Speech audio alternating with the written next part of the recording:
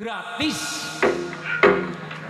Tapi ngerbali naro diwai bensin ya melas mbok karo kamu. Nanging saestu kawula sampun nyekeli kali kanca-kanca aja gawe tarif diparingi 1.000 ya mangkat CT 50.000 ya mangkat gratis ya mangkat wis duwe kasiki. Monggo ingkang badhe ngersakaken jam janengan iki Bulu Payung wonten Rawapuk wonten Reja Mulya niki kathah ingkang badhe ngersakaken panjenengan monggo insyaallah kula siap niki wingi nembe tampil teng Cidondong Cikedondong mriku setinggil ngalor. Alhamdulillah ayat biasane ngre bulan Sapar biasane ngasek suarane enteng iki biasane. Lah niki mumpung teng daleme ramane monggo nglamar kali ramane pareng. Insyaallah kawula sakanca siap teng pundi mawon. Mboten wonten tarife niki kula mireng jam janengan. Masa jam janengan anu didol apa jenengane ditarget wong anu urgent be 4 juta 5 juta mboten. Kawula keras mboten usah adol sholawat insyaallah gratis pun kawula kali kanca-kanca mangkat sepakat nggih nggih dipami monggo menawi ngersakaken panjenengan ngersakaken ajeng damel acara napa sholawatan tok janengan tok nggih purun beningan tok nggih purun tegesipun wong niki sholawat sallallahu Muhammad Rabbi shalli alaihi la ilaha illallah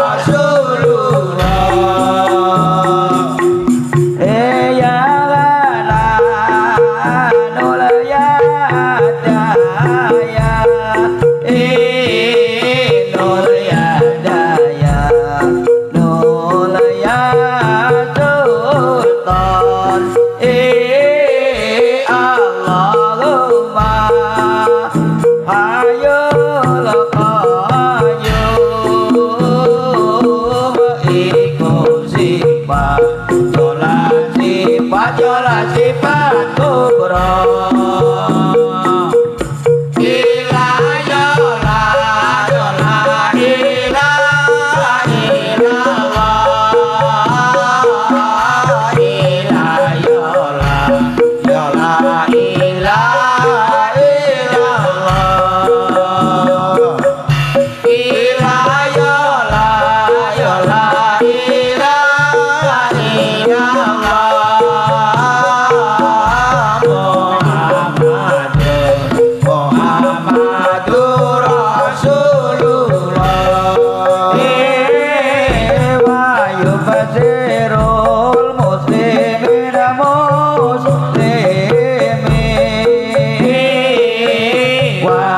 Basirul muslimin muslimin